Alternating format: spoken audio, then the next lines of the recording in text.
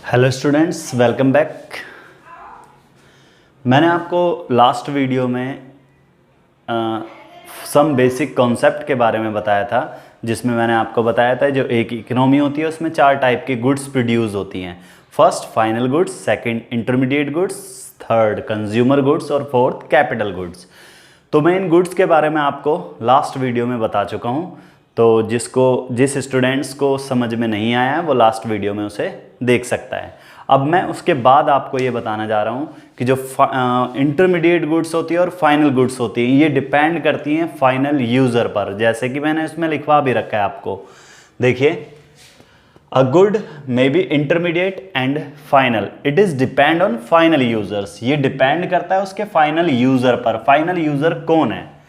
If sugar purchased by consumer, अगर sugar किसने purchase करी है ये आपको देखना पड़ेगा। अगर कंज्यूमर ने परचेज करी है, कंज्यूमर एक फाइनल यूजर होता है, ठीक है, तो वो फाइनल गुड्स कहलाएगी उस कंडीशन में। लेकिन अगर शुगर परचेज करी है किसने, टी मेकर ने या कन्फेक्शनर ने परचेज करी है, तो वो इंटरमीडिएट गुड्स कहलाएगी उस कंडीशन में। जबकि शुगर क्या है, कॉमन है, ये तो कंज्यूमर भी परचेज करता है और प्रोड्यूसर भी परचेज करता है, तो इसलिए ये डिपेंड करता है कि फाइनल यूजर कौन है उसका। ठीक है, अगर आपको कुछ नहीं गिवन है, सिर्फ ये लिखा है शुगर, तो आप इसे कंज्यूमर ही मानेंगे, इसे इंटरमीडिएट नहीं मानेंगे, फाइनल माना जाता है उस कंडीशन में। ठीक है, नेक्स्ट हम पढ़ेंगे कि there are two types of final goods. Final goods के भी दो टाइप होते हैं, हम ये पढ़ेंगे इसमें। फर्स्ट हमारा होता है फाइनल कंज्यूमर गुड्स। कंज्यूमर जो कंज्यूम करता है, भाई कंज्यूमर कब कंज्यूम करता है कमोडिटी को, अपने सेटिस्फैक्शन को, अपने वांट्स को सेटिस्फाई करने के लिए। तो कंज्यूमर, तो इसलिए ये दोज फाइनल गुड्स होती हैं जो बॉट करी जाती है किसके द्वारा, कंज्यूमर के द्वारा, अपनी सेटिस्फैक्शन के लिए, वो भी वांट्स को सेटिस्फाई करने के लिए। ठीक है, तो हम जो कमोडिटी परचेज करते हैं, आप जो परचेज करते हो, जैसे फ्रूट्स परचेज करते हो, सर्विस लेते हो डॉक्टर की, आपने मोबाइल फ़ोन परचेज करा है, आपने पैंट परचेज करी है, शर्ट परचेज करी है, वॉच परचेज करी है, ये सारी क्या है, final consumer goods, final consumer goods. लेकिन फाइनल कैपिटल गुड्स उन गुड्स को कहते हैं जो प्रोडक्शन प्रोसेस के लिए यूज़ की जाती है, फर्दर प्रोडक्शन के लिए यूज़ की जाती हैं। अब उसे इंडस्ट्री अगर परचेज करती है, चाहे इंडिविजुअल, लेकिन वो ऐसा इंडिविजुअल होगा जो प्रोड्यूस कर रहा होगा कमोडिटी को, तो उसे फाइनल कैपिटल गुड्स कहा जाएगा। जैसे मशीन्स हो गई, बिल्डिंग हो गई, स्टॉक ऑफ फिनिश्ड गुड्स हो गया, तो वो फाइनल कैपिटल गुड्स कहलाती है। अगर वॉशिंग मशीन वॉशरमैन ने परचेज करी है तो वो फाइनल कैपिटल गुड्स कहलाएगी। लेकिन वॉशिंग मशीन कंज्यूमर ने परचेज करी है तो वो फाइनल कंज्यूमर गुड्स कहलाएगी उस कंडीशन में।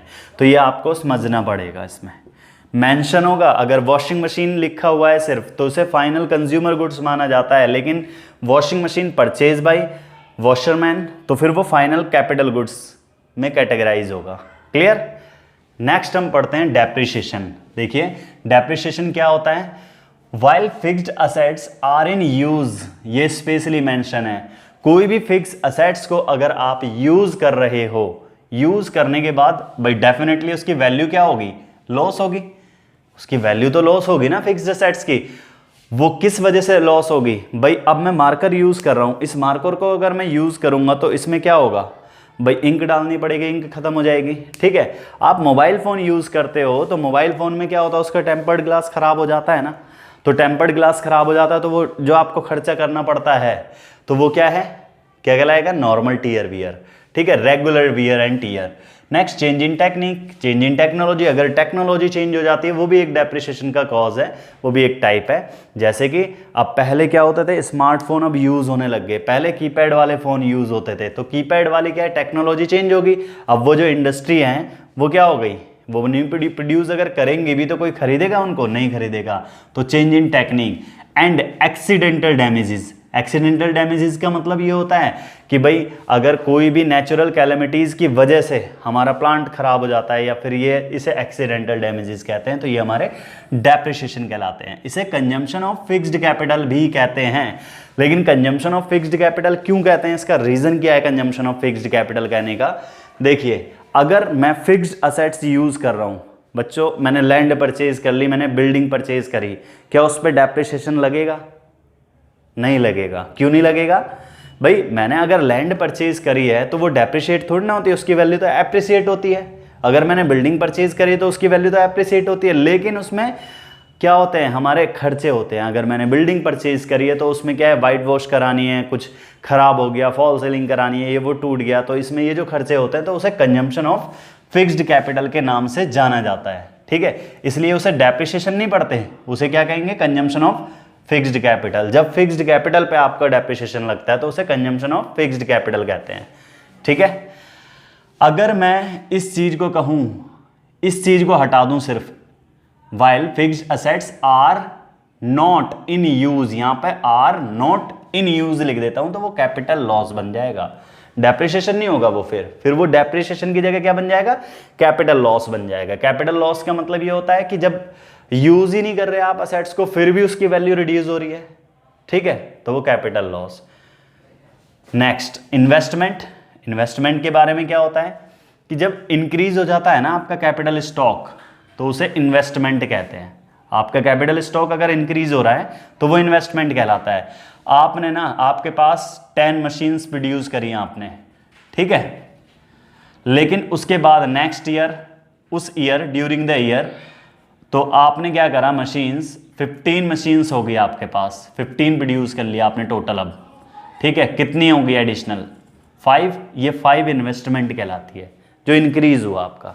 ठीक है, उसके दो कंपोनेंट होते हैं, फर्स्ट हमारा फिक्स्ड इन्वेस्टमेंट होता है और सेकंड इन्वेंट्री इन्वेस्टमेंट होता है। फिक्स्ड इन्वेस्टमेंट, आपने प्लांट, मशीनरी और बिल्डिंग इंक्रीज कर ली। इंक्रीज किसका हुआ है, स्टॉक आपका, सिर्फ फिक्स्ड एसेट्स का अगर इंक्रीज होता है तो वो फिक्स्ड इन्वेस्टमेंट कहलाती है। इन्वेंट्री इन्वेस्टमेंट का मतलब ये हो गया कि भाई इन्वेंट्री इन्वेस्टमेंट का मतलब ये हो गया, इसमें वो शामिल करी जाएंगी जितनी भी फिनिश्ड गुड्स होती हैं, जितनी भी फिनिश्ड लेकिन अनसोल्ड, बिकी नहीं। क्या आप जितना प्रोड्यूस करते हो वो सारा बिक जाता है, नहीं बिकता। ठीक है, जो नहीं बिका अगर बिक जाता है तो कोई दिक्कत नहीं भाई, फिर ये नहीं आएगा। फिर इसमें फिनिश्ड गुड्स हो गया पहला तो सबसे पहले, और फिर semi finished goods. Semi finished goods, हम फैन बनाते थे, हमने क्या करा, उसके ब्लेड्स बना दिए बहुत सारे। ठीक है, वो रखे हैं अभी, बिल्कुल फिनिश है वैसे तो, लेकिन वो सेमी फिनिश्ड आएगा क्योंकि फैन में लगेंगे तभी तो वो बनेंगे। और उसके अलावा रॉ मटेरियल, वायर वगैरह रखी हुई है हमारे पास फैन की बहुत सारी। At a point of time is called inventory investment, इसे इन्वेंट्री इन्वेस्टमेंट कहते हैं।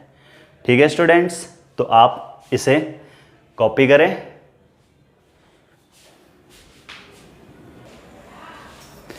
हेलो स्टूडेंट, कॉपी कर लिया वो आपने। देखिए, अब हम नेक्स्ट पढ़ने जा रहे हैं कैपिटल लॉस। अभी मैंने आपको डेप्रिसिएशन पढ़ाया है, अभी मैंने आपको बताया था उसमें कैपिटल लॉस में। कैपिटल लॉस का मतलब क्या होता है, देखिए, capital loss of value of fixed assets. Loss इसमें भी होगी वैल्यू किसकी, फिक्स्ड एसेट्स की। ठीक है, लेकिन while these are not in use, अगर वो यूज में नहीं है। ठीक है, जैसे नेचुरल कैलेमिटीज की वजह से हो गया या फिर रिसेशन की वजह से हो गया तो उसे हम कैपिटल लॉस कहेंगे। तो डेप्रिसिएशन और कैपिटल लॉस में आपको डिफरेंस आई थिंक समझ में आ गया होगा। ठीक है, नेक्स्ट हम पढ़ेंगे स्टॉक वेरिएबल। अब ये बहुत ही इंपॉर्टेंट टॉपिक है इसका, स्टॉक वेरिएबल और फ्लो वेरिएबल। इसको समझना बहुत जरूरी है, इसको समझने से ही नेक्स्ट हमारा सर्कुलर फ्लो क्लियर होगा।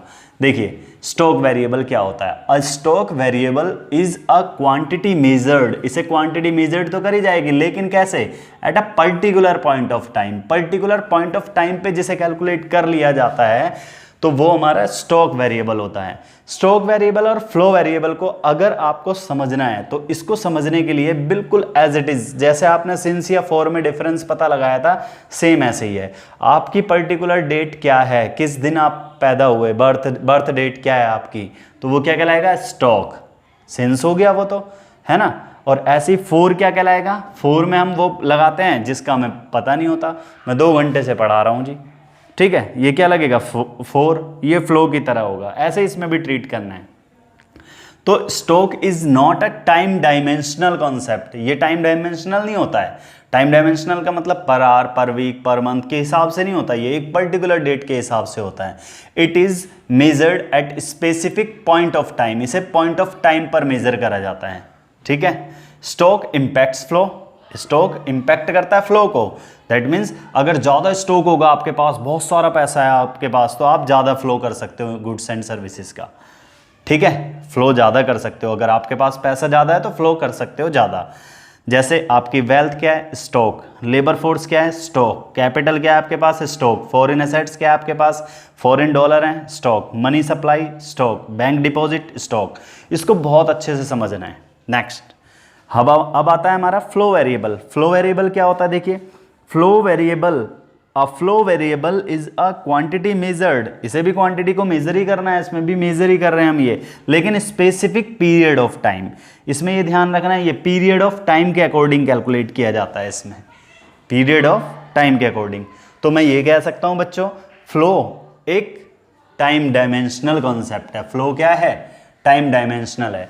इसे मेजर्ड कैसे करा जाता है, मैंने आपको बताया था, पर आवर के हिसाब से, पर मंथ के हिसाब से, पर वीक के हिसाब से। बहुत अच्छा है इसके लिए समझने के लिए, ये पर एनम के अकॉर्डिंग कैलकुलेट किया जाता है। जैसे मैंने आपको बताया यहाँ पर, स्टॉक इम्पैक्ट द फ्लो, बिल्कुल exactly flow impacts the stock. भाई ग्रेटर आपका फ्लो होगा, फ्लो ज्यादा है, आपकी इनकम ज्यादा हो रही है, तो इनकम ज्यादा होगी तो आप स्टॉक ज्यादा कर सकते हो या नहीं कर सकते हो, वेल्थ का कर सकते हो ना। अगर भाई जिसकी इनकम 10,000 है वो स्टॉक कितना कर सकता है, मान लो 2,000, लेकिन जिसकी 1 लाख रुपीज इनकम है, इनकम ज्यादा हो गई तो वो कितना कर सकता है, 20,000। तो इनकम ज़्यादा होगी तो हमारा स्टॉक भी ज़्यादा होगा। जैसे एग्जांपल, इनकम जितनी भी होती है, एक्सपेंडिचर जो होते हैं, कैश विड्रॉल होती हैं, और कैपिटल फॉर्मेशन होती है, सेल्स ऑफ बुक्स होती है, ETC, ये क्या है, हमारे फ्लो वेरिएबल्स हैं। नेक्स्ट हम पढ़ते हैं, देखिए बच्चों, नेक्स्ट जो अब हमारी यूनिट है वो बहुत ही इंटरेस्टिंग है काफ़ी। अब मैक्रो इकोनॉमिक्स को समझने के लिए अभी हमने उसके कुछ बेसिक कॉन्सेप्ट्स के बारे में पढ़े थे, जो वर्ड्स हमें काफ़ी कंफ्यूज कर देते हैं स्टडी करते समय। तो अब हम पढ़ने जा रहे हैं 4 sector of the economy. 4 sector के बारे में हम पढ़ेंगे। 4 सेक्टर क्या होते हैं, देखिए हमारे 4 सेक्टर होते हैं इकोनॉमी के, ठीक है। सबसे पहला एक होता है हमारा हाउस होल्ड सेक्टर, फर्स्ट होता है हाउस होल्ड सेक्टर। सेकेंड होता है प्रोड्यूसिंग सेक्टर, इसे फर्म भी कहते हैं। प्रोड्यूसिंग सेक्टर को क्या कहते हैं, फर्म। नेक्स्ट होता है हमारा गवर्नमेंट, और लास्ट होता है हमारा rest of world, rest of world. अब इसमें हम पढ़ेंगे सर्कुलर फ्लो के अकॉर्डिंग, इसमें हम समझेंगे सर्कुलर फ्लो क्या होता है, कि एक इकोनॉमी में काम कैसे किया जाता है, ठीक है। कौन प्रोड्यूस करता है, कौन परचेज करता है, कंज्यूम कैसे करता है। अब इसको समझने के लिए हमें सर्कुलर फ्लो को पढ़ना पड़ेगा। सर्कुलर फ्लो को पढ़ने के बाद हमें काफ़ी अच्छे से समझ में आने लग जाती है मैक्रो इकोनॉमिक्स के बारे में। तो ये वीडियो आपको कैसी लगी, प्लीज़ इसके बारे में ज़रूर कमेंट बॉक्स में टाइप करके मुझे बताइए, और इसमें क्या इम्प्रूवमेंट करनी है या आपको क्या समझ नहीं आया वो प्लीज़ मुझे टाइप करके बताइए। मैं आपको रिवर्ट करूँगा 24 आवर्स में। Thank you.